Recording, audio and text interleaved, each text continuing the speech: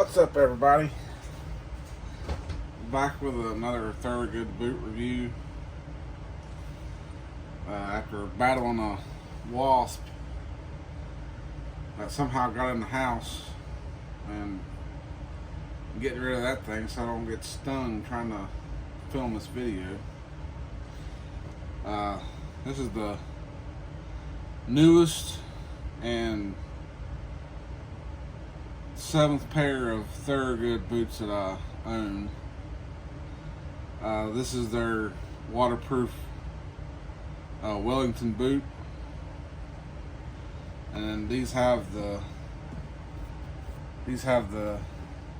same outsole as my first pair of Thorogoods, the white 90-degree heel outsole, and of course these are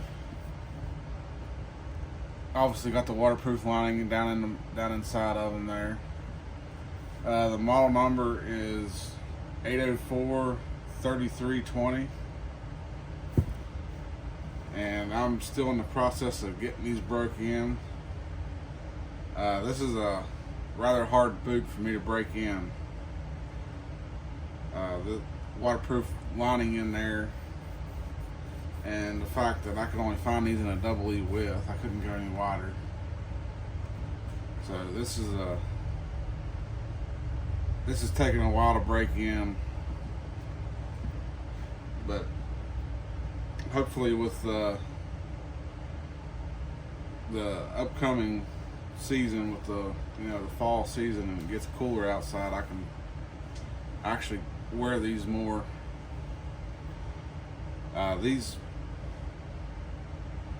They're really comfortable, but they're kind of tight on me. So I have to take the time and break these in a little bit slower, and then give my feet a break from them, just so I don't damage my feet. These ones here, of course, they got the nice waterproof, or not waterproof, but they got the traditional double stitch storm welt from Thorogood on these. And I always wanted a pair of the Thorogood Wllington boots, so I seeked this pair out. Found these at a Bridgeport Equipment, which is a John Deere dealership. I had these, so I figured I'd go ahead and get them while they had them. The other boot, same thing. Everything's still practically brand new on the sole, just a little bit dirty from slight wear trying to break them in. But I've got a feeling once they do break in and get nice and wide, they'll get really comfortable. They'll fit on my foot extra snug down inside that boot there.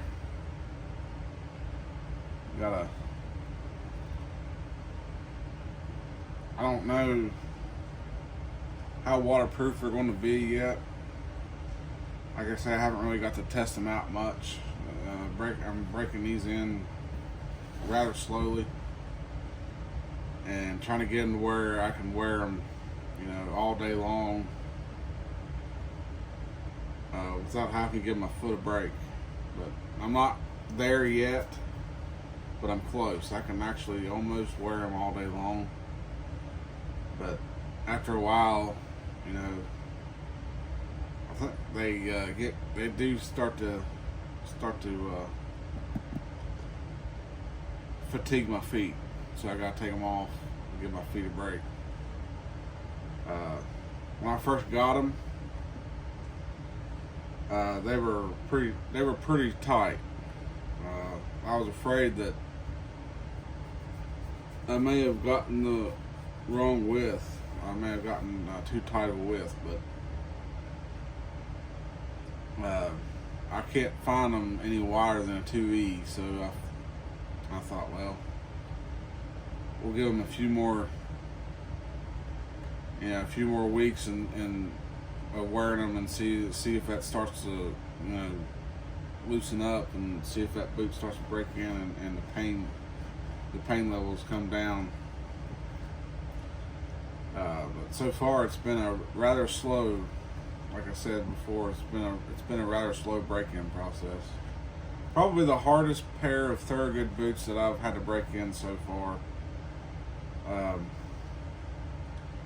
Which I kind of expected being a Wllington boot, because you know you don't have the laces, you can loosen them up and adjust the fit. You know, they're a Wllington boot.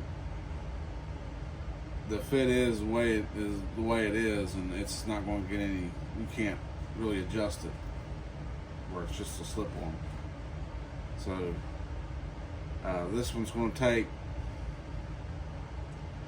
a little while to get broke in, but I think this is about 11-inch tall boot. Of course, it says waterproof right there on the pull loops, but hopefully once I get these further broken in to where I can actually wear them all day, kind of hoping to be able to test out their waterproofing a little bit more.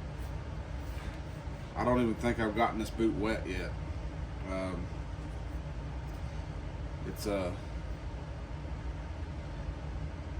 I've worn this boot outside, obviously, with how dirty the sole is. I have worn this boot outside, but it's been so hot lately that I can't seem to want to put anything on my foot that has a lining in it. I'm primarily right now wearing unlined boots to try to, tame down the foot sweat as much as possible. At least get an unlined boot on, that way my foot can breathe a little bit, at least a little bit, even though it's been rather hot. This other boot, so far, they both seem to be breaking in about pretty evenly. I think my left foot is just a smidge smaller than my right foot, but it's not too small. It's not too much of a difference to where I have to actually, buy either a smaller size boot or get a custom made size. But it's probably only maybe a 64th of an inch smaller than my right foot, so that's not enough to even make up a half a boot size. So I can wear even sized boots. They are a 9.5 double E.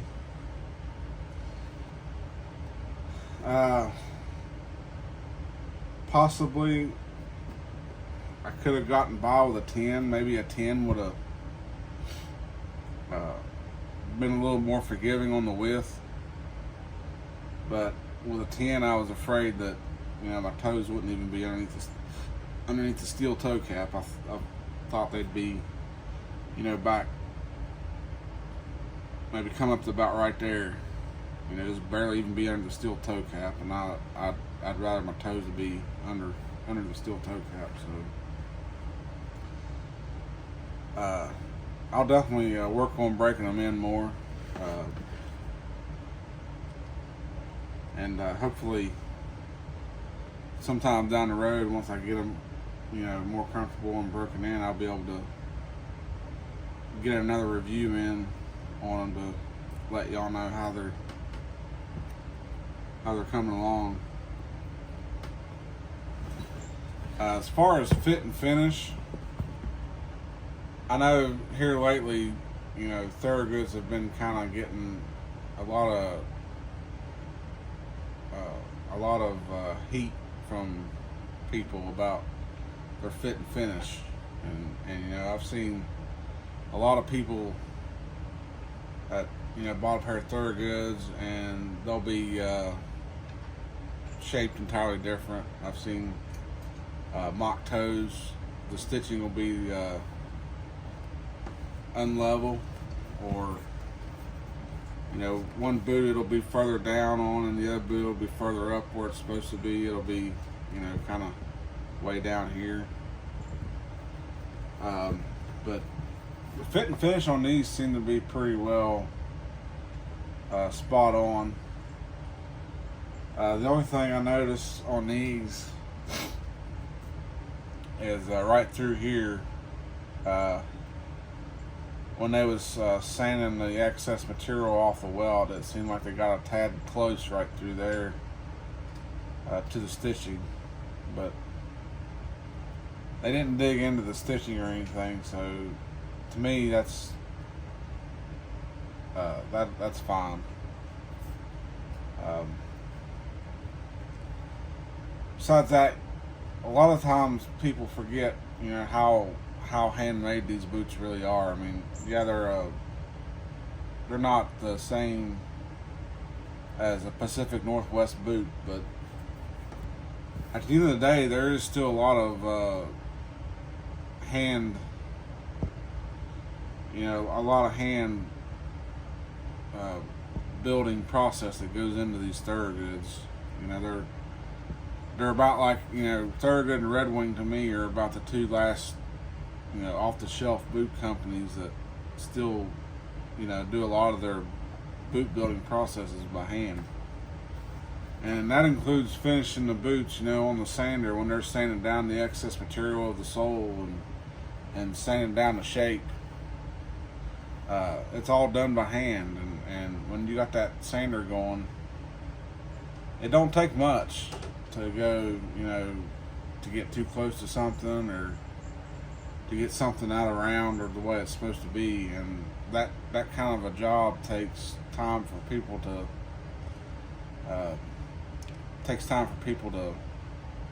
to master. And they're handmade. And at the end of the day, I kind of like the fact that, you know, that there's still a lot of the hand built process into these boots, and you get to see, you know, you can literally look at the boots and see the how their hand motions was doing whenever they finished the boots off, or, you know, if they're cutting the leather or they're stitching something and the stitching's kind of, you know, going a little wavy, and it's all part of being hand built. Obviously, if they were to have cut close into the stitching to where they actually cut the stitching, you know, they wouldn't have let that boot go out the door. I'm sure somebody would have, you know, caught that and been like, hey, you took too much off and cut the stitching out, so now we gotta put a new weld on the boot and stuff. But the other boot, obviously they finished that one off better. When they sanded around the toe area, they didn't get as close to the stitching as they did on the other one. So they must have corrected themselves after the first boot, that they seen how close they got, and they corrected themselves and stayed away from the stitching more and left more of a welt. But one thing that I can say that probably would happen, like say if you was wearing these boots and you started kicking a bunch of stuff, with no more welt that's left on the end of that toe, you would bust through those stitches pretty quick, and you'd have the end of your boot flapping away there probably pretty quick, at least off the midsole. So, I mean, yeah, that can be a problem down the road if you kick a lot of things, but for me, it's not going to be that big a deal because I don't kick a lot of things. I mean, you can tell all of my boots that I have that the end of my boots ain't chewed up from kicking stuff. I don't kick stuff. But other than that, that's probably going to be about it on these. I mean, these are a relatively simple built boot. Not a whole lot of design stitching or anything. It's just a good old pair of Thorogood boots, you know, simple and straight to the point. So yeah, these ones here, I'll probably do another review later on as they get more broken in, to let y'all know if they're breaking in just fine or whatnot. As well with the Duraderos, I got the Duraderos still. Wearing them, it's like all my waterproof boots, you know, and as hot as it's been, it's hard to wear the Duraderos every day, you know, being a waterproof boot. So I have to pick, you know, better days that I can wear a lined boot. But, yeah, I think that's going to be about it on this one. Don't forget to like, comment, and subscribe. After this review goes up, I'm going to get into the boots that I have that are not Red Wing or Thorogood. It's my single pairs of the other brands that I have that are domestic made. So I got 3 pairs of Justins, and I got 1 pair of whites, 1 pair of Chippewas, 1 pair of double H's. I believe that's probably about it. I got a pair of the Rockin' Leather from D&D Outfitters. They're the handmade, hand-tooled leather boots. They have a veg tan leather outsole, and they're surprisingly comfortable, and they're a D width, and I don't know how they done that. You know, you have a cowboy boot that's as fat as my feet are, and a D width in that boot fit. That's still a mystery, but I have that pair coming up, and then after that I'll probably start getting into the Red Wings. I've probably got 7 or 8 pairs of Red Wings. So yeah, so stay tuned, and all that'll be coming up, and we'll see you on the next one. Later.